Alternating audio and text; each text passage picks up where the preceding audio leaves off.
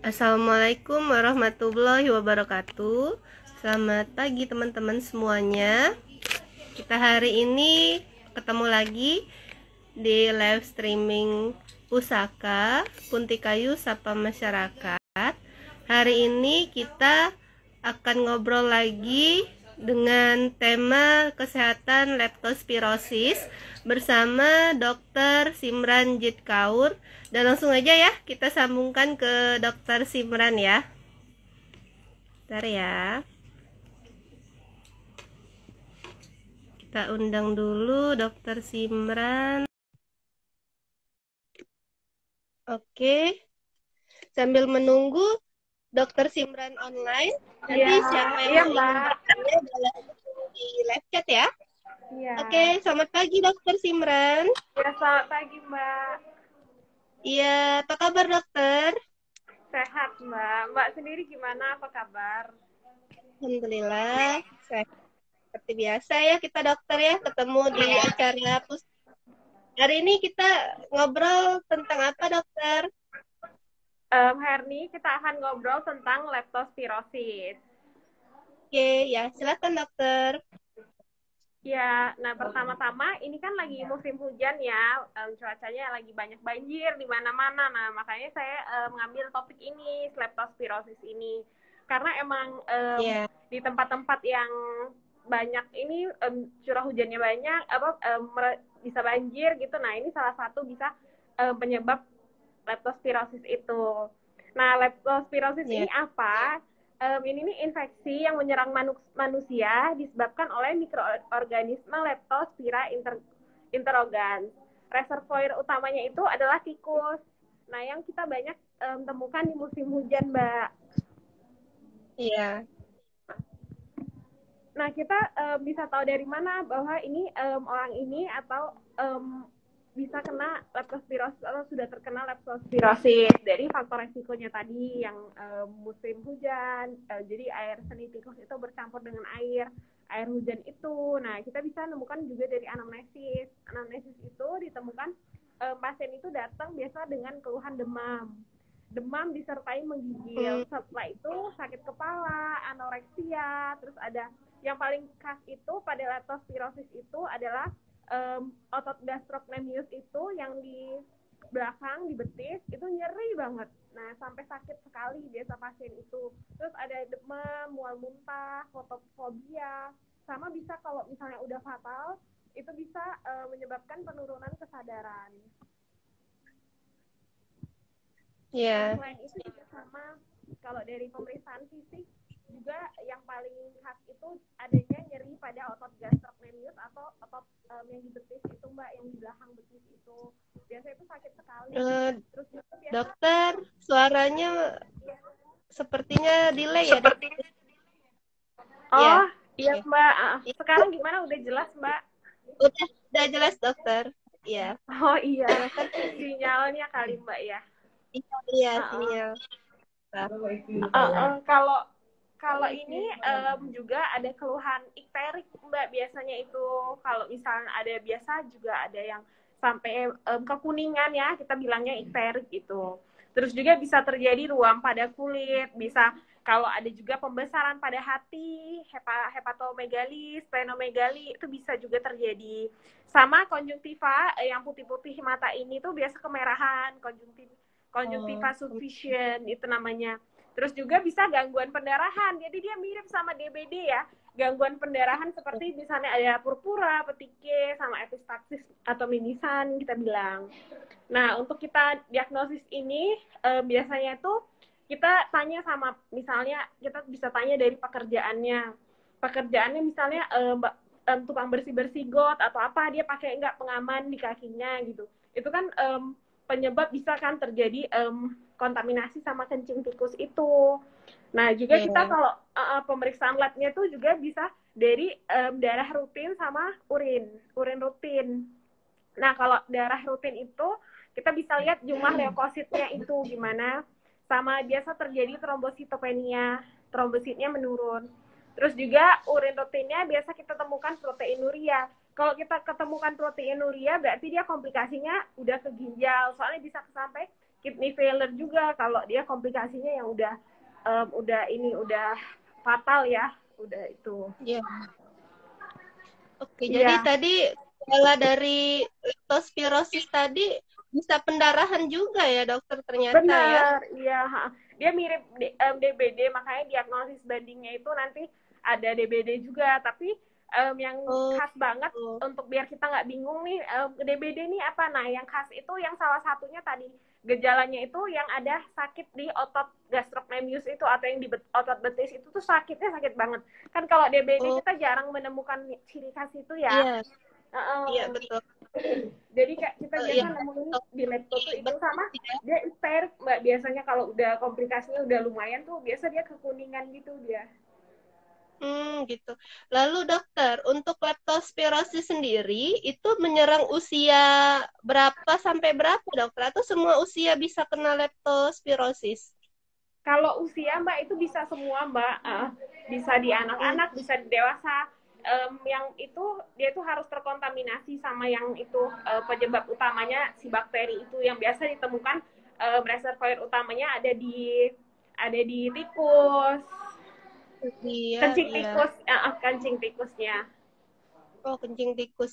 Iya ya, kadang kita suka lihat di jalan ya dokter ya. Iya, Kan karena banjir di mana-mana juga. Itu juga mempengaruhi dari banyaknya kejadian tren dari leptospirosis ini sendiri ya dokter ya. iya, mbak.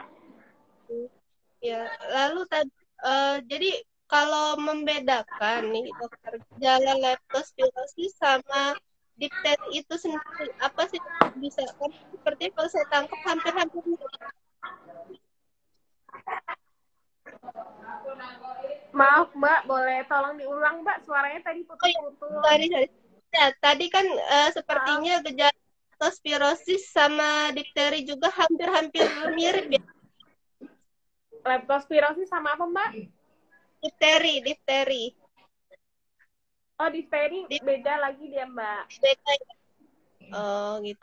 Dia miripnya sama DBD, sama typhoid dia. Oke, tipoid. Lebih mirip ke sana juga. Tifoid mirip ke sana juga. Soalnya kan sama dia demam, sama badannya sakit ngilu ya istilahnya tuh kayak sakit, Ngilu. menggigil juga. Terus yang dia mirip sama tifoid juga satunya dia ada bradikardi relatif. Nah, bradikardi relatif itu juga ditemukan sama pasien tifoid. Sama Oh, leptospirosis juga. Jadi dia mirip sih. oh ya, mirip-mirip. Uh, uh, uh, uh. Sebentar dokter, kita tadi sepertinya baca ada pertanyaan ya. Tadi ada yang nanya dokter, oh tentang vaksin.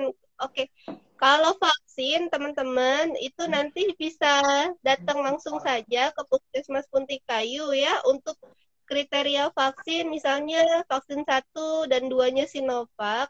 Nanti disesuaikan dari apa vaksin yang terakhir didapat gitu. Jadi silakan datang aja ke Puskesmas Puntikayu, cukup bawa kopi KTP sama KK. Tapi kalau untuk anak-anak, memang kita pakainya vaksin Sinovac. Kalau dewasa itu terlihat dari karena kan ada yang vaksinnya kombinasi, nanti akan terlihat dari sana. Misalnya apa ketiganya pakai Pfizer atau dia pakai AstraZeneca itu nanti dilihat dari sana ya. Jadi pokoknya datang aja kok ke Puskesmas Penting.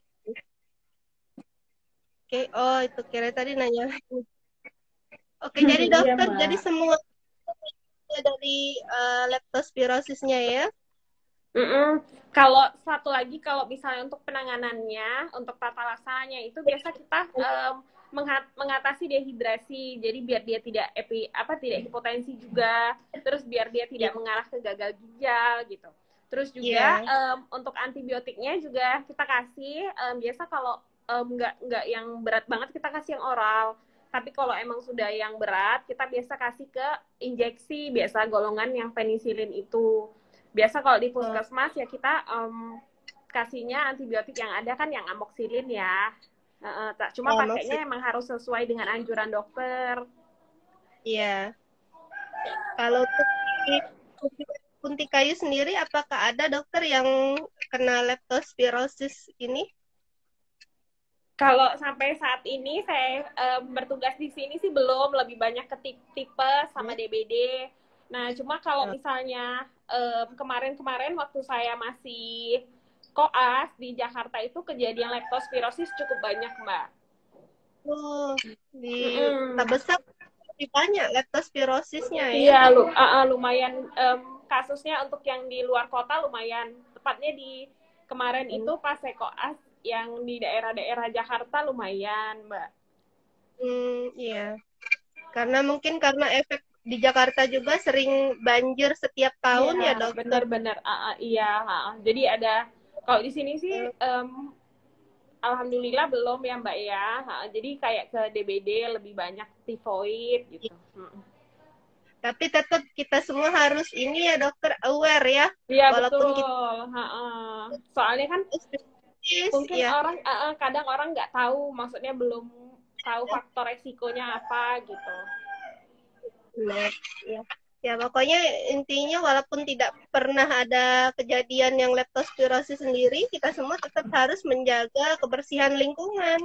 Ya, ininya. Benar. Iya, cuci tangan Jangan sebelum makan, pakai boot kalau lagi banjir, jadi melindungi diri sendiri. ya perlindungan diri, perlindungan keluarga dan lingkungan Betul. tetap kita jaga bersama-sama.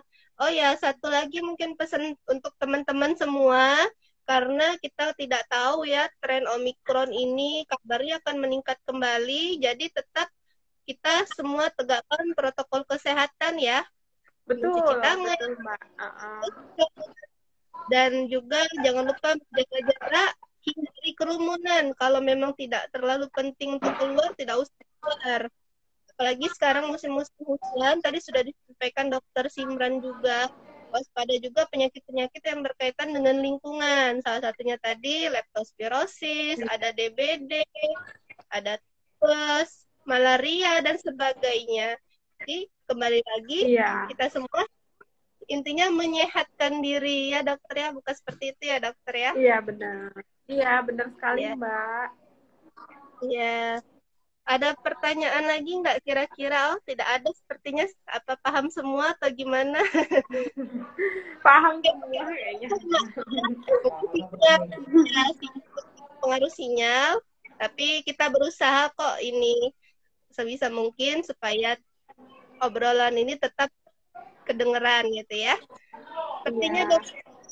rasa 15 menit kita udah ngobrol bareng.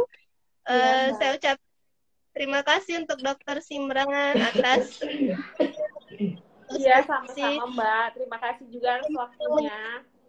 Ya, sama-sama. Teman-teman juga yang menjaga live Instagram ini semoga bermanfaat dan kita memetik manfaat dari apa yang disampaikan oleh Dokter Simran. Oke, saya akhiri untuk live Instagram Pusaka hari ini. Tetap ya, setiap minggu kita akan lagi dengan topik-topik kesehatan yang up to date dan bermanfaat pastinya. Saya akhiri. Terima kasih Iya. dokter. Iya, Salam terima kasih Mbak. Iya. sama-sama. Ya, saya akhiri Iya. ya. Wassalamualaikum Iya. warahmatullahi wabarakatuh. Pagi dokter. Dah.